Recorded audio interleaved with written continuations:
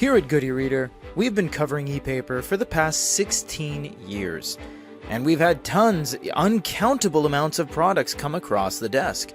Everything from smartwatches, luggage tags, clocks, signage, phones, smart remotes, and everything in between. We've seen it all. Or so we thought. And what we thought we would never see is a pair of dual-screen e-paper goggles. This is Sol Reader. And what this is exactly is what we said. Technically, 3D virtual reality, kind of, for e-readers. This is the world's first immersive practical application of e-ink screens ever. This doesn't matter what type of screen they're using, this doesn't matter what the resolution specifications are, because what the screens physically are on paper and what they are when you're wearing the goggles are completely separate experiences. There's no time to waste, let's dive in. As we said in our unboxing video, this is going to be pretty hard to display. So we're going to show you as much as we can show you before showing you what we can't show you, and it'll make sense in a second. Let's look at the units themselves. This build is extraordinary. The hinges, the tooling, the plastics, the materials, the lenses, the nose bridge, everything looks so high quality. From their advertisement on their website to the actual in-hand product, it really does seem that they've spared no expense. You have some focus dials for each individual eye, and you have an additional dial for the depth of where the lenses sit. You also get a very nice silicone nose bridge, and actually how you turn this on is you open the temples, as they call them. When you open them, they turn on. You'll see right there. We're going to zoom into these lenses in a little bit. We'll just show you the rest first. These are very nicely hinged, very tight. You'll see a Sol Reader logo right there and a USB-C with indicator light. This indicator is paramount for knowing what is happening at any given time, because you are going to have to sync this to your phone to get the Sol app. This kind of rectangle with curved edges and opposing 90-degree edges is their logo, so that's what that is. It's not an additional button or anything like that. This thing feels really good on your face. We'll wear it in a little bit, but as for everything as it stands, this is a pretty well pieced together piece of hardware. We are going to weigh it just to see how heavy things are in the world of consumer electronics. A Palma being 165, an average smartphone with an AliExpress case being 236. How heavy are these? These come in at 106, and there's nothing you can do to make this lighter or heavier because there's no additional accessories like any sort of covers or fascias or anything like that, so it's just this. No, you do not utilize this for augmented reality. This is technically virtual reality. Augmented reality would be as if this was clear or had a camera of some sort so that you are able to see the outside world whilst wearing these. This is virtual reality, meaning that there are individual screens inside here that your eyes stop at. Augmented reality goes through, virtual reality stops in the headset. So, what else do we have to tell you about this? Well, there is something very important, and that is the Sol application. When you go on your phone, you can download this from the Apple App Store or Google Play. This is where you're going to be to synchronize everything. You can log into your Sol account. It's very easy to download. And from there, you get some things at the bottom. You get Home, Store, Library, and your reader itself. You can pair your remote and your reader. We'll show you the remote in a second. You can connect Pocket, Reader Board, or even add another reader. You can have multiple Sol readers on one account. You can delete your account as well. Library are going to be the things you downloaded, and click on them like that, and then you can sync them to your device. You also have recent, hide, and all, and the store is going to be where you can buy things. I typed in free to get some free content, but you can type in anything you want and download a whole bunch of content. They have a very nice dark themed bookstore, and you know what, it's very colorful. The interactive elements are nice to touch. Everything works very well. You can enroll in a beta book club as well, and if you go to Home, this is going to be your main hub. Things you are currently reading, integrations, and classics. And it's pretty simple, honestly. Although it is well designed, it is fairly simplistic with only two major places you're going to be going, and this is just some pleasantry stuff. But let's put some books on this and show you as best we can. We had our guys try numerous ways to get a handle on the situation of seeing this, but anything we tried with our more expensive camera couldn't get this in a position where we could really see the entire thing. So they told me, well, it looks like we proved that a cell phone camera can do it better, so why don't you use your phone? And it actually looks pretty good.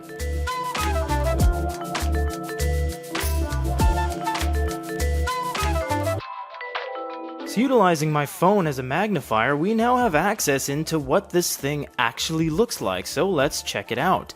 At the top, you have 3 different settings. You have books and articles, and if you turn the camera, or the unit itself, you'll see you have settings. Over here on the left, we'll look at books first. You have synchronized content and books tutorial. The tutorial you can actually delete after the first time you read it. Same with the articles tutorial. If you go to settings, you have reading, content, system, and experimental. Reading is going to be your reading settings, text size, brightness, move page and display, resize page, line spacing, etc. All of these will have examples of what it's going to look like, and you can move things around respectively that will coincide with the ways your eyes are, because everyone has different eyes and different eye spacing. Text size is going to be small, medium, and large, of course, and you can press the left button on the remote to go back at any time. Brightness is going to be your brightness, of course, in your eyes, and you have line spacing, which is going to just move the line spaces up and down respectively. You can change all of that. And statistics is just going to be statistics, how many words you read, etc. And we haven't read anything yet.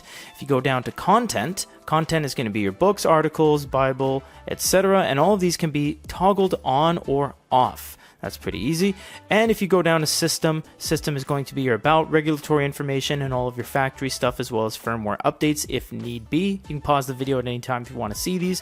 And experimental is going to be dark mode, autopilot, etc. We're going to turn dark mode on real quick just to show you guys what it looks like. Looks kind of cool. Bookmark, right select, page transitions, upload crashes on sync, etc. And you can close the settings tutorial after the first time you view it. Syncing your content, it's going to connect to the internet, prepare downloads, download books, and download articles. It might restart during this process. As for the e-reading experience, there's nothing much to say. It's just left and right, page turns, and that's basically it. If you press the center button, it just goes forward. If you press the down button or up button, respectively, you get into a small menu that leaves you a couple things here. Main menu, archive, bookmark, brightness, report page, and contents. Contents is going to be your contents, how many chapters and psalms it has. We'll just have a Bible here as an example. And more importantly, you can change the brightness on the fly, which I actually really appreciate how they didn't have that buried in the settings menu only, because if it was in the settings menu only, you'd have to go to the main menu, go over to settings, and then change it from there. But this actually allows you to change it on the fly like this, and you can change the brightness up and down, and that will change the brightness of both of the lenses at the same time. You don't have to worry about each individual lens. But as for the reading experience, I mean, as much as we can show you on camera, this is what it looks like. However, when it is on your face, it is just drastically different, and it is a little bit of a shame that there's no way to really translate that through a camera lens, through the device you're watching via YouTube right now. But that's the reality of the situation, and comes with the territory of this type of device. Is it interesting? Oh, yes, it is. Is it built well? It's built incredibly well, impeccably well.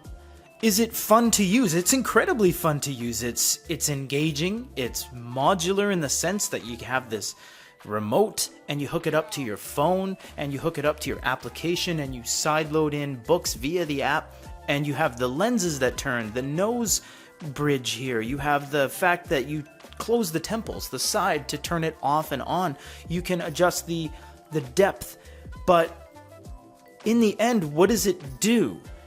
We passed this around at the roundtable discussion here internally at Good E-Reader, and we even had someone outside kind of look at them, and we came to the consensus that this only satisfies 2 things, and they're answers to questions no one really asked for. One is 3-dimensional reading. because this does use, whether they marketed it or not, stereoscopic 3 dimensions, which means there are 2 screens at different distances from each other to give you a depth of field. It's not a very deep depth of field like a Nintendo 3DS, but it is still 3D. The grains on the screen can appear closer or further away and almost look like the text float in the interim. It floats right in the middle. So other than 3D reading, what else does it do? Privacy. As you can see this wall behind us, there is no other e-paper or e-ink device in our industry that is truly private. But when you put these on, not one other person in the world can see what I'm reading. Even at a weird angle, no one can see what I'm reading. But it's not immersive reading. It's not truly immersive. I can see everything around up until around here. I can see this microphone, I can see the clock and the photo frame and the Big Me and everything else on the wall, because these don't cup your eyes like a set of VR goggles. They're out in front of you, floating like a pair of reading glasses. So they missed the mark on immersive reading, although they did hit the mark on private reading.